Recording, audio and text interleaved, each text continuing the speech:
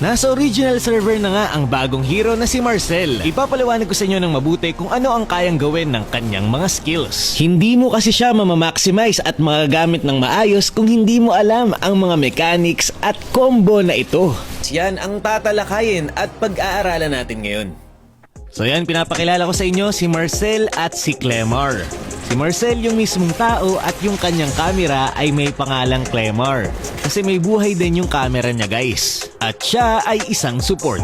Umpisa natin sa kanyang passive skill, ang Platinum Snap. Kapag ikaw ay lumapit sa kalaban, makakaranas yung kalaban mo ng frozen moment. So hindi makakagalaw yung kalaban mo, tapos magdidil ka rin ng true damage. At ang skill na ito ay merong 12 seconds cooldown kada kalaban. Nakikita nyo yung umiikot na yan sa paa ng kalaban, yan ang cooldown ng passive mo sa kanya. Kapag natapos na yung 12 seconds, pwede na ulit maapektuhan ng passive mo yung kalaban na yun. So ibig sabihin pwede mo ma-crowd control ang maraming kalaban every 12 seconds. Pero isa lang ang pag-crowd control ni Marcel sa mga kalaban. Hindi niya kayang gawin ito ng sabay-sabay. Pero okay lang yun kasi mabilis naman nag-activate yung passive mo. At alam mo ba na kapag ikaw ay nagbe-basic attack sa kalaban, nababawasan ang cooldown ng passive mo doon sa bine-basic attack mo.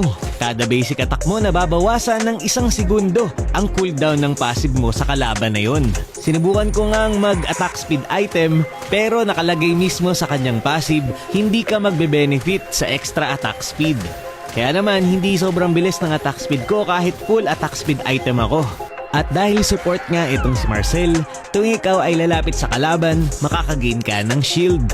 At the more na mas maraming kalaban ang maapektuhan ng passive mo, the more na mas malaki ang makukuha mong shield. At hindi lang yan, kapag gumagana yung passive mo, magkakaroon din ng shield yung kakampi na malapit sa'yo. Kaya siya naging support. Kaya pwede kang mag-Flask of the Oasis sa kanya kasi nakakapagbigay ka ng shield sa kakampi. Ang kanyang passive na Platinum Snap ay nakaka-trigger ng mga attack effects. Kaya ibig sabihin maganda kung ikaw ay naka-Thunderbelt sa kanya kasi tuwing gagana ang iyong passive, magkakastack yung Thunderbelt mo. Tapos yung damage pa naman ng passive mo ay nakadepende sa HP ng kalaban. True damage na based on HP pa, kaya masakit to sa mga makukunat na hero. Tapos kapag ikaw ay may HP item, kay Marcel, mako-convert ito into hybrid defense. Hindi tataas yung HP mo, pero mas kukunat ka naman. At alam naman natin kapag mataas ang iyong hybrid defense, mas lalakas din ang damage ng iyong Thunderbelt. Kaya pasok na pasok talaga to. At ang maganda pa dito, mas magbe-benefit ka sa mga item na may HP, tapos meron ding defense na binibigay. So hindi lang sa makunat na hero masakit si Marcel. Kahit malambot yung kalaban, kung may stack na yung Thunderbelt mo, kawawa din sa'yo. Dito naman tayo sa kanyang skill 2. Ang tinatawag na framed moment. Upon casting, magpo-focus si Clemar sa area na nakapalibot sa'yo. Meron itong loading time pero ang nasa loob nito ay may slow agad ng 20%.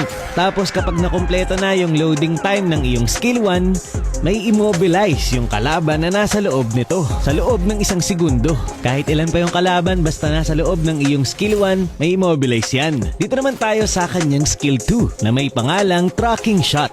Upon casting, magkakaroon ng 27% movement speed etong si Marcel at pwede mo ulit i-click ang kanyang skill para naman makapag-dash. At alam mo ba na mas bibili si Marcel kapag ikaw ay nag-skill 2 tapos ikaw ay papalapit sa kalaban? Makakagain ka ng 112 movement speed kapag palapit ka sa kalaban. Kaya kung sakaling ikaw ay tumatakas sa kalaban, huwag kang mag-i-skill 2 ng dire-diretso para makatakas. Nag-skill 2 ka, lapit ka muna sa kalaban, tapos out. Mas mabilis yung movement speed mo kapag ginawa mo to.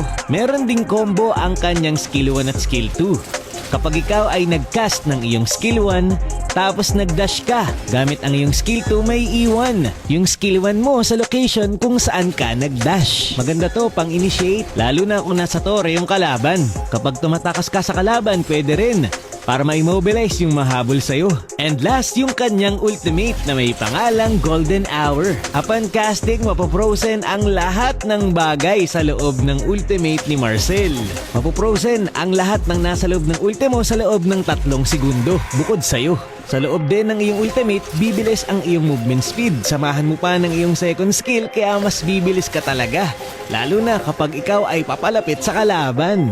Sure na malalapitan mo yung kalaban na matatamaan ng ultimate mo dahil dito.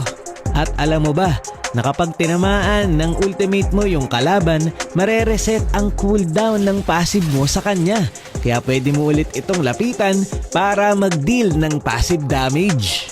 Kung mas matagal na crowd control naman ang gusto mo, pwede mong gawin to.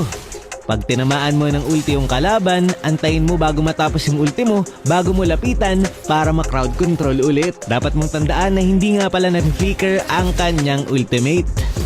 Pero imbes na ikaw ay mag-flicker tapos sabay ultimate para ma-crowd control yung kalaban, pwede mong gawin to. Cast ka muna ng skill 1. Kapag malapit nang matapos, flicker ka para ma-immobilize sabay ultimate.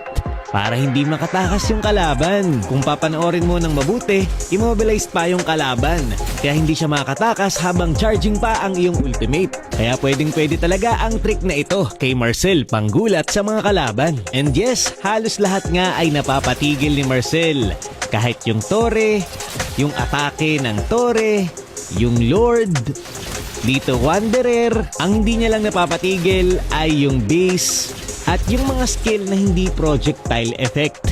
Kaya sa susunod na video guys, ipapaliwanag ko sa inyo at ipapakita kung ano nga ba ang epekto ng ibang mga skill sa ultimate ni Marcel. Yon ang kailangan yung abangan. Yun lamang for this video. Maraming salamat sa panonood and to God be the glory.